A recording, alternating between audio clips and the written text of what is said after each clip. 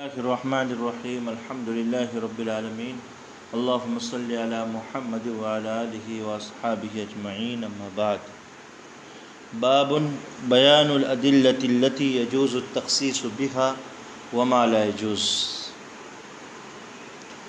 اس باب میں ان دلائل کا بیان ہے جن دلائل کے ذریعے سے لفظ عام کی تخصیص جائز ہوتی ہے، اور ان دلائل کا بھی بیان ہے جن کے ذریعے سے تخصیص ممکن نہیں ہے، جائز نہیں ہے، ان کا بھی بیان ہے۔ تو امام شیرازی رحمۃ اللہ علیہ فرما رہے ہیں وَالْأَدِلَّةُ الَّتِي يَجُوزُ التَّخْصِيصُ بِهَا ضَرْبَانِ، کہ وہ دلائل جن کے ذریعے سے لفظ عام کی تخصیص ممکن ہوتی ہے ان کی دو قسمیں۔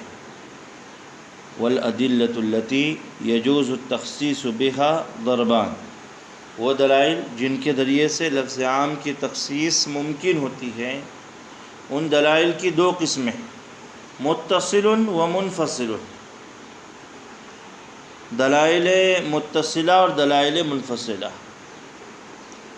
دلائل متصلہ ان دلائل کو کہتے ہیں کہ جس میں لفظ عام اور لفظ خاص ایک ہی جگہ ہوتے ہیں، ملے ہوئے ہوتے ہیں، متصل ہوتے ہیں۔ اور منفصلہ تخصیص کے ان دلائل کو کہتے ہیں کہ جس میں لفظ عام الگ ہوتا ہے اور جس لفظ کے ذریعے سے، جس دلیل کے ذریعے سے تخصیص کی جاتی ہے وہ الگ ہوتا ہے۔ وہ کیا ہوتا ہے؟ الگ ہوتا ہے۔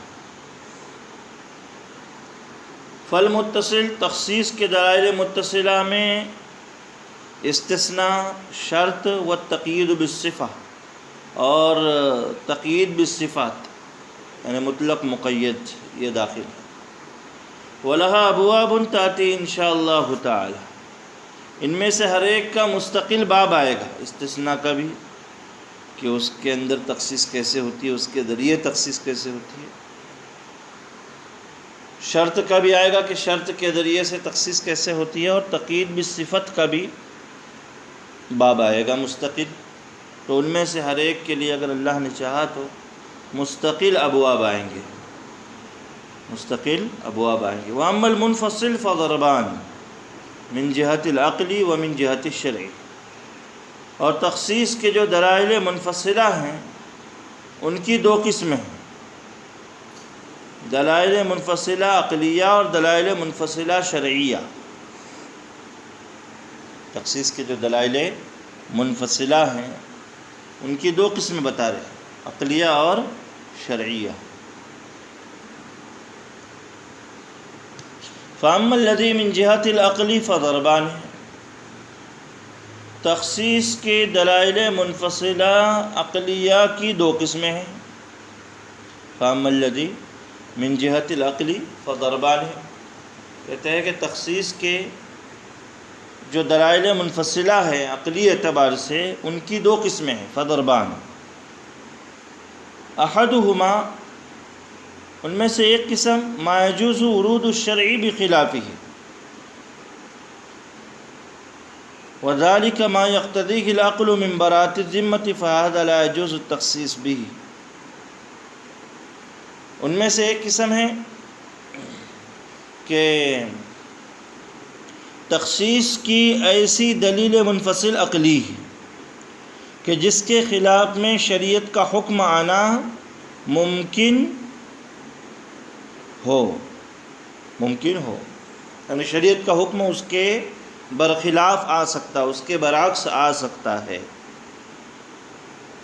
تو تخصیص کے دلائل منفصلہ جو عقلیہ ہے ان کی دو قسمیں ہیں، ایک قسم کہ جس کے خلاف میں، یعنی تخصیص کی ایسی دلیل منفصل عقلی کہ جس کے خلاف میں شریعت کا حکم آنا ممکن ہو، شریعت کا حکم آنا ممکن ہو۔ جیسے کوئی نیا مسئلہ پیش آ گیا، اس میں قرآن، سنت، اجماع، قیاس وغیرہ کے اعتبار سے کوئی بھی دلیل نہیں مل رہی ہے، کس پر عمل کیا جائے؟ تو ایسی صورت میں جو مجتہد ہوتا ہے، مفتی ہوتا ہے، بہت غور و فکر کرنے کے بعد، دلائل کو تلاشنے کے بعد یہ کہتا ہے کہ چونکہ اس نئے پیش آمدہ مسئلے میں دلائل نہیں مل رہے ہیں، اس وجہ سے برات ذمہ کے اعتبار سے یہاں فیصلہ کیا جاتا ہے کہ دلیل نہیں ہے تو جو سابقہ حالت ہے اس پر عمل کیا جائے، اس پر عمل کیا جائے۔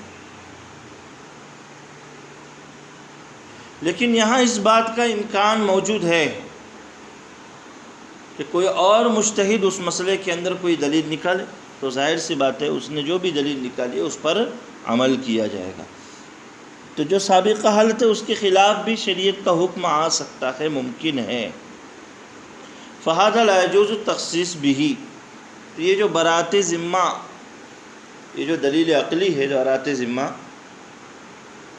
اس کے ذریعے سے لفظ عام کی تخصیص کرنا جائز نہیں ہے۔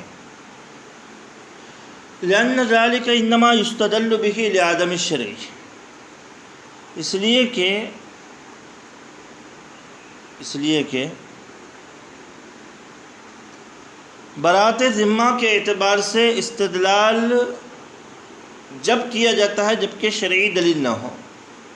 فَإِذَا وَرَدَ الشَّرْعُ، لیکن جب شریعت کا حکم آ جائے، شریعت کی دلیل آ جائے، سقط الاستدلال به، تو برات ذمہ کے ذریعے سے دلیل قائم کرنے کا جو معاملہ ہے وہ ختم ہو جاتا ہے۔ وَصَارَ الْحُكْمُ لِلشَّرْعِ، اور شریعت کا جو حکم ہے اسی کا اعتبار ہوتا ہے، اعتبار جو ہے شریعت کا ہوتا ہے۔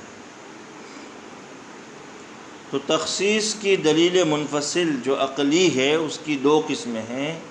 ایک قسم کہ جس کے خلاف میں شریعت کا حکم آنا ممکن ہے، جیسے برات ذمہ کے اعتبار سے دلیل قائم کرنا، تو اس کے ذریعے سے تخصیص جائز نہیں ہے۔ والثانی، تخصیص کی دلیل منفصل عقلی کی دوسری قسم ہے کہ جس کے خلاف میں شریعت کا حکم نہیں آ سکتا، یعنی جو منفصل عقلی دلیل نے حکم بتایا بس وہی، اس کے خلاف میں دوسرا کوئی شرعی حکم آ نہیں سکتا۔ اس کی مثال دے رہے ہیں، قرآن کریم میں اللہ تبارک و تعالی فرماتے ہیں اللہ خالق کل شیء، اللہ تعالیٰ ہر چیز کے پیدا کرنے والے ہیں۔ اللہ خالق کل شیء، اللہ ہر چیز کے پیدا کرنے والے۔